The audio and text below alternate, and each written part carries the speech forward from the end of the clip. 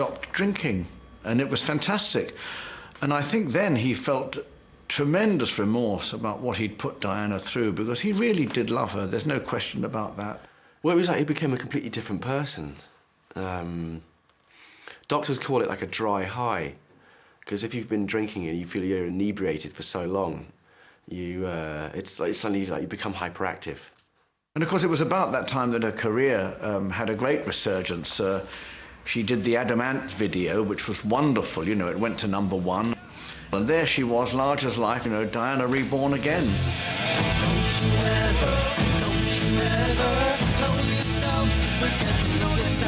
Ladies and gentlemen, Diana Dors.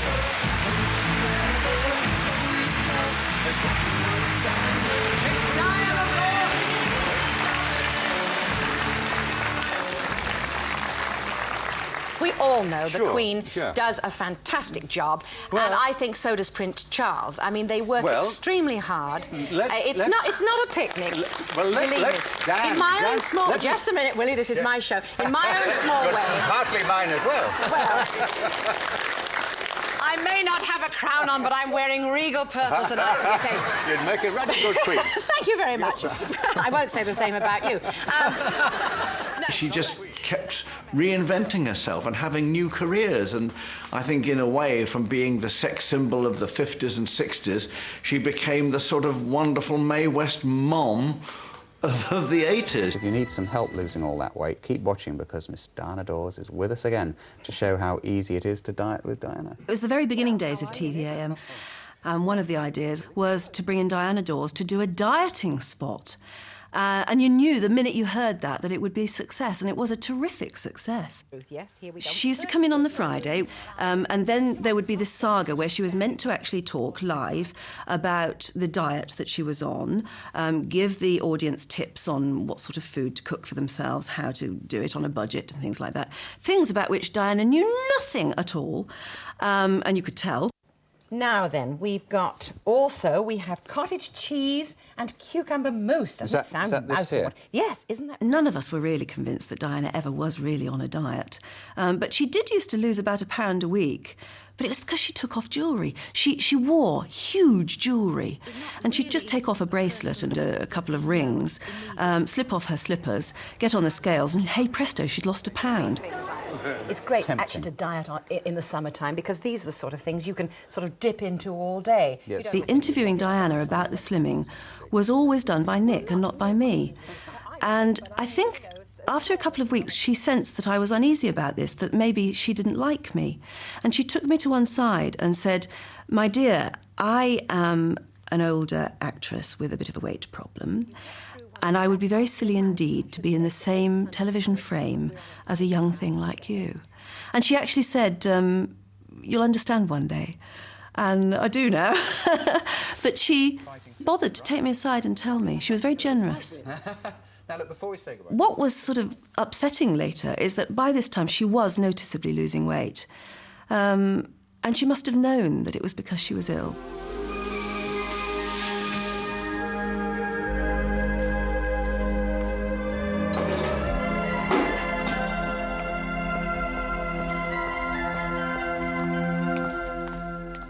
She never ever told me that she was ill. She didn't want people to worry about her. She didn't want people to be upset.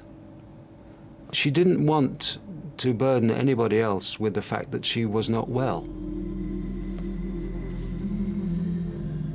The last holiday that Di went on, there was the three of us. There was Alan, myself, and Dee. And she confided in me. And I didn't quite believe it. You know, I said, "Oh, don't be silly, you'll be all right. Dors, nothing can happen to Dors, you know." And she said, "No, I really think I haven't got long." She hid it from me, really, until really the last minute. You know, I think she went up she had a couple of operations and stuff, but I just thought it was just kind of routine, sort of women operation type things. And it wasn't until like the last sort of month or so that I knew how ill she was. So it was kind of a bit of a shock when she died, because it was totally unexpected.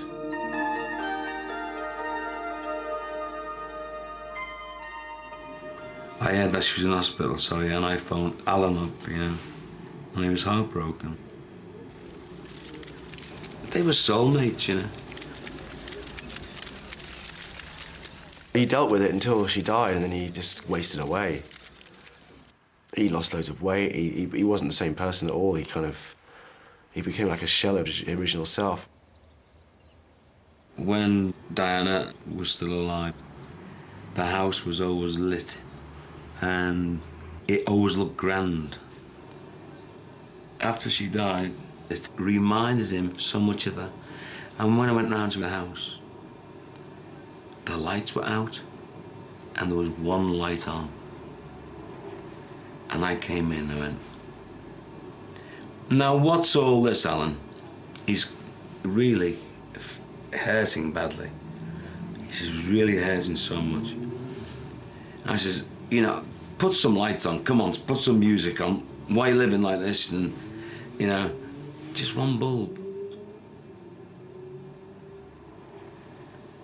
One day I drove over, and there's a policeman outside the gate.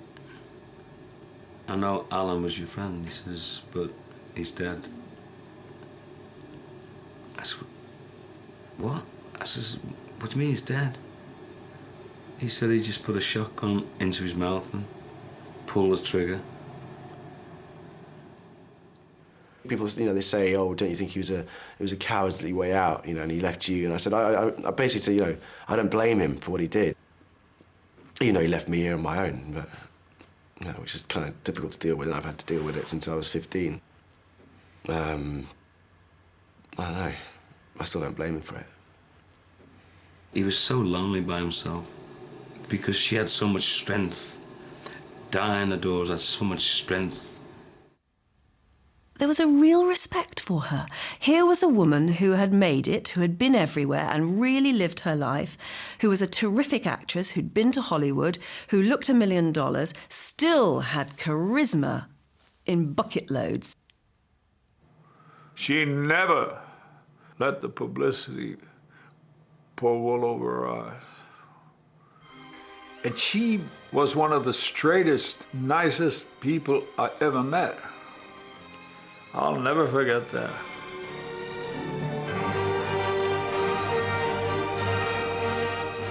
It was just that indefinable something, you know, what can you say? She was Diana Dors.